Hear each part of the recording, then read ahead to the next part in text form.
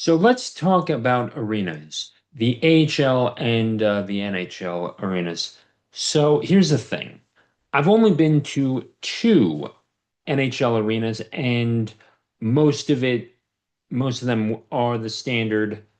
Um, there is a standard to this 200 feet distance. You have about 16,000 seats of capacity for most. And it's not that large of a seating capacity, especially when you compare it to the NBA that has sometimes even 10,000 more. If the Bell Center was a thing, I think that would be very large. You'd be looking close to over 40,000 for an NBA facility. But really, the only differences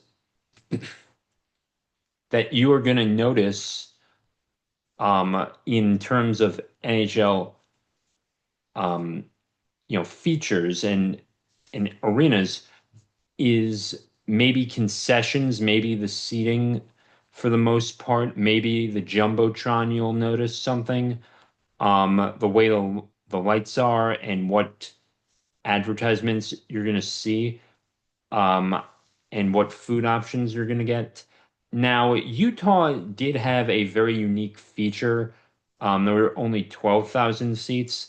Mullet Arena also only had 4,000 seats, and the Coyotes at the time were only playing in a 4,000 seat arena with the Sun Devils of Arizona. And after they moved, they went to Utah for the most part. But Ryan Smith is going to get that patched up soon enough. Seattle is the newest one. They are the newest team.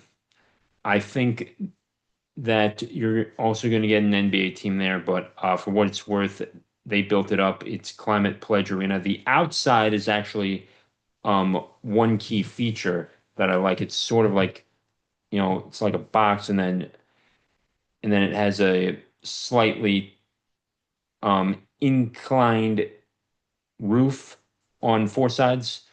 So I do like that. The Saddle Dome is Calgary's home, and it certainly represents that. And in the way the seating is and the entrance is the only main difference. Now, my experience, I've been to MCI Center slash Capital One Arena slash Verizon Center, and for most of my childhood, it was known as the Verizon Center. NBA was there, and the NHL was also there, so I got to experience both. Um, oh my God, I lost the train of thought. Okay, so the Wizards um, were there. They always sucked, but the Capitals were something else. Now, whenever you got off the metro, you would just, turn left and you'd walk a block or two, and then you'd enter and they'd scan your ticket and you'd be on your merry way indoors. So I don't really see anything like that. Maybe you have something. Madison Square Garden, there is something there. Charlotte, I went to Charlotte for the AHL game. There is a commuter rail, but it's not in that area of where Bojangles Coliseum is. And Bojangles Coliseum was probably interesting in the sense that you actually did get to see more out of the windows. You did get to see more of the rundown thing. And it really looked more like a high school at first when you walked in. It reminded me of my old high school walking in, and it was just this one security metal detector, and not a lot of security to get in. There's no upper deck facility. It's more designed like a soccer stadium specifically, but there is an area for a Zamboni to go. So also the placement of the Zambonis too might depend on the facility, but there's that. Now, when it comes to MLB stadiums, and I do want to mention this in my audiobook on MLB stadiums, they have the most unique design than anything of all. More than the NFL, more than the NBA, and more than the NHL, and maybe MLS, give or take a few stadiums. But with the MLB, there is no uniformity. There is uniformity in an NHL arena. There's certain standards that must be met. It's 200 feet. It's about 90 feet wide, I think. Look at me looking up the dimensions the of hockey arenas before I talk about it too. But but really, there is a uniformity to all of this as as well. So you really can't get unique on this.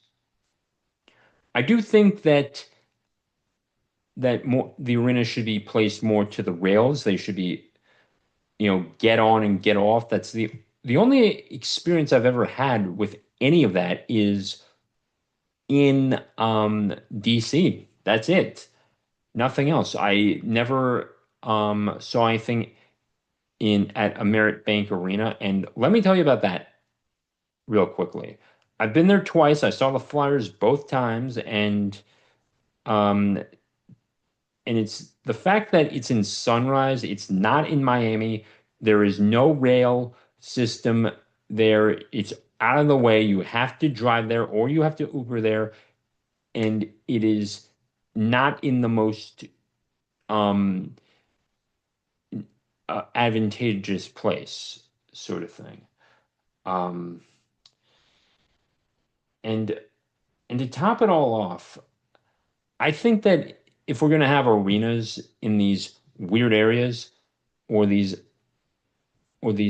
hard to get to areas that public transportation is not going to be a part of, you're going to lose out on some fans. Now, to their credit, the Panthers have been good, but you take, a small market, you take, I don't know what's going on in Raleigh exactly, and whether or not they have commuter rail there. I've never been to Raleigh, but I do think that you're going to need to see more of that going forward, especially if the NHL is to expand. You have to have public transportation there, get on the roads, everything. So there's that. Uh, Hockey, yeah, 85 feet. Okay. I don't know why I said 90 feet initially, but but you are going to need to do that if you're going to be building there. And another thing is that private funding needs to be your obligation, and most of the times, the NBA team can come in and go play there. I think that's going to be optimal. You don't need to worry on taxpayers wouldn't need to worry, and most taxpayers do not watch hockey. Most citizens in the United States do not watch hockey. We are a very unique sport.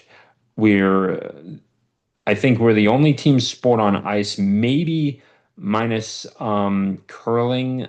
I don't know how that is done. Don't ask me about curling, but um, or broomball. Maybe broomball is maybe the only other really exception to this.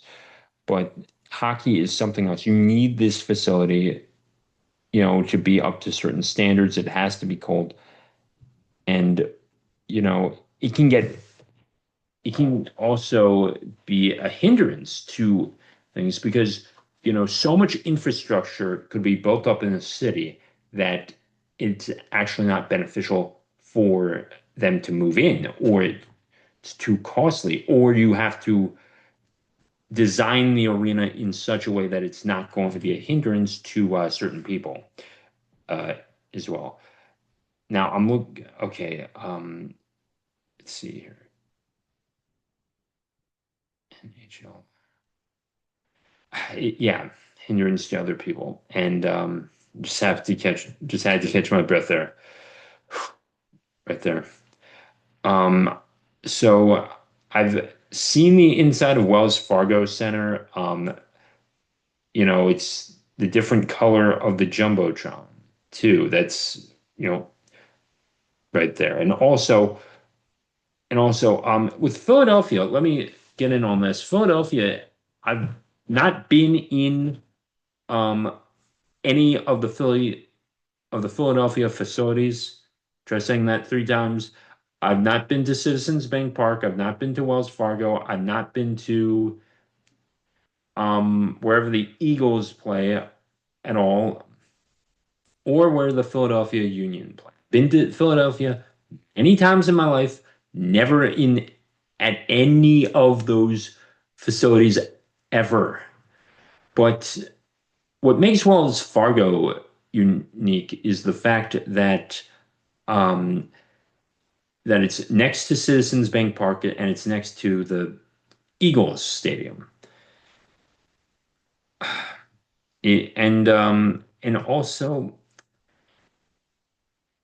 And also that's probably one of the best things for it too. Now you have to watch out for things on game day, but when you but to the Philly fans who are probably already fans of the Phillies and the Eagles, you can just drive to that place and you're not going to miss it because it's a huge building that looks sort of like an office.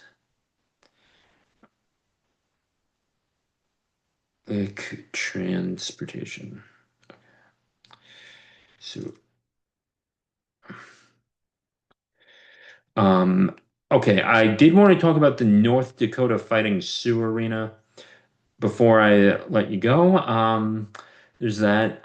There was an organ in there, so there's that. The seats were green. It was not that many of the for seats, but the North Dakota Fighting Sioux, they take their hockey very seriously up in there, as well as the movie Fargo too. So there's that. The Oregon doesn't operate anymore, if that's the correct terminology. It's more of a bar now. It's a bar area. And that's probably the most unique feature out of any of the hockey arenas ever. Now, we've had NHL games played at Fenway and Nationals Park and all these stadiums and Yankee Stadium and in good old Wrigley Field and Notre Dame and everything of the sort.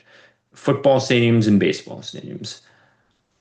You're not going to put an NHL arena ever in outdoors. That's not supposed to be the standard. It's not supposed to be the elements. Um, it is always good to catch a game when towards the end of the season, like in May, if you're down in the South, because it is good to cool off in there, and you get stuff done at the and you don't have to worry about rain delays too, like a baseball game. It's all there, and you can get it done um, as well. And we've seen NHL games of Winter Classics where the game is delayed to where it's raining or it's too snowy, and but it does but it does give you that classic pond playing on the pond feel. Dakota Fighting Sioux Hockey Arena name. Right. So that's Ralph Engelstad Arena. That's the name of the North Dakota Fighting Sioux Arena. Didn't know I'd be talking about this, but I did want to run this with you all and just give you my thoughts on this, my experiences. There's only been now, oh my God, I almost forgot one more thing. One more thing, I promise. Hershey Park. I've been to Hershey Park, not on the rides, but in the arena when I was back in college. And and it is. it felt like you were playing at an NHL facility too. And then, in the Giant Center, um, out in I get Phantoms, Lehigh Valley, that's where it is. But Hershey Park, where the Hershey Bears play, it's right next to the amusement park, probably one of the few arenas that's next to an amusement park. But again, it's minor league hockey, and they had a lot of seats for that too. And when we did get to play in that arena, it was something else, and we actually did win that game against Lehigh Valley, the college, not the Phantoms, but it was a good day too, and it actually was a good experience too to actually see so many seats and how the minor league team, you know, where the minor league team plays their games. So that's about it for this video. See ya.